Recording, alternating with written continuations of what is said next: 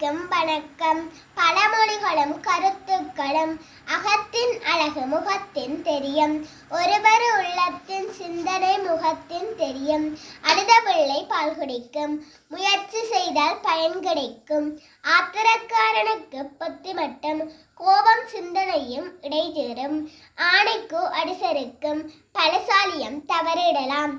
ஆழமெரியாது காலை விடாதே. எதையும் ஆராய்ந்து செய்ய வேண்டும். இளமைதிற் கல்வி சிலைதில் எழுத்து.